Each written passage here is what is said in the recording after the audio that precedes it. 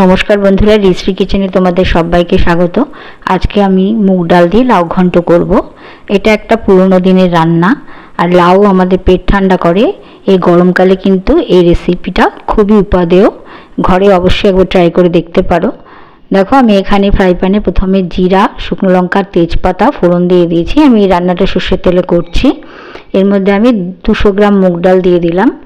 মুগ ডালটা একটু হালকা করে কিন্তু ভেজে নিতে হবে, খুব বেশি ভাজবার দরকার নেই, হালকা একটু ভাজা হলেই কিন্তু হয়ে যাবে।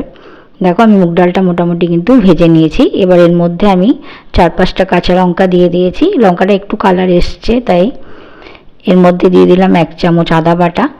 সবগুলো দিয়ে হালকা করে 2 মিনিট নেড়ে নিয়ে আমি এবার কুচিয়ে রাখা লাউটা দিয়ে দিচ্ছি। আমি এখানে 750 গ্রাম ওজনের একটা লাউকে কুচিয়ে কেটে নিয়েছি, আর সেটাই আমি এখানে দিয়ে দিলাম। এবার সবগুলোকে খুব ভালো করে মিশিয়ে দিতে হবে ডালের সঙ্গে, আর মিনিট 2 কিন্তু এভাবে নেড়ে চেড়ে রান্না করতে হবে। বন্ধুরা, লাউয়ের কিন্তু অনেক গুণ, যেমন পেটটা ঠান্ডা রাখে, শরীরও ভালো রাখে।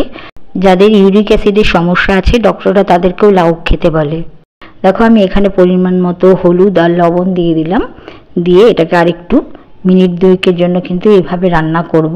আর আঁচটা কিন্তু মিডিয়াম টু লোয়ে রাখবো। আর লাউটা নাড়তে চাড়তে কিন্তু আস্তে আস্তে এটা থেকে জল বেরোবে, আর সেটা দিয়েই রান্নাটা হবে। দেখো, আমি বেশ কিছুক্ষণ ভালো করে নেড়ে দিয়েছি। এবারে 10 মিনিটের জন্য ঢাকা দিয়ে এটাকে রান্না করে নিয়েছি। দেখতে পাচ্ছ এটা প্রায় মজে গেছে। তো ভালো করে এটাকে আরেকটু নাড়িয়ে নিতে হবে। সবগুলোকে ভালো করে মিশিয়ে দিচ্ছি ডালের সঙ্গে লাউটাকে।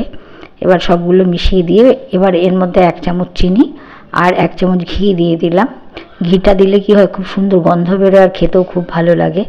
তোমরা চাইলে চিনিটা নাও দিতে পারো, স্কিপ করে যেতে পারো। দেখো, আমি এবার 2-3 মিনিটের জন্য আবার ঢাকা দিয়ে দেব। যে হালকা জলটা আছে সেটা কিন্তু একেবারেই টেনে যাবে।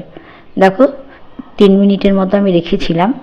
দেখো, জল একদমই নেই, আর রান্নাটা কিন্তু আমার হয়ে গেছে লাউ ঘন্ট। গরমের সময় এই ধরনের রান্না দিয়ে ভাত খেতে কিন্তু পরম তৃপ্তি হয়। দেখতে পাচ্ছ আমার কিন্তু লাউ ঘন্টটা হয়ে গেছে। বন্ধুরা, যদি ভিডিওটা ভালো লাগে অবশ্যই একটা লাইক করো, আর আমার চ্যানেলটাকে সাবস্ক্রাইব করবার অনুরোধ রইল। আবার দেখা হবে আর একটা নতুন রেসিপি নিয়ে আগামী পর্বে। আজকের মতো বিদায় নিচ্ছি, ভালো থেকো, নমস্কার।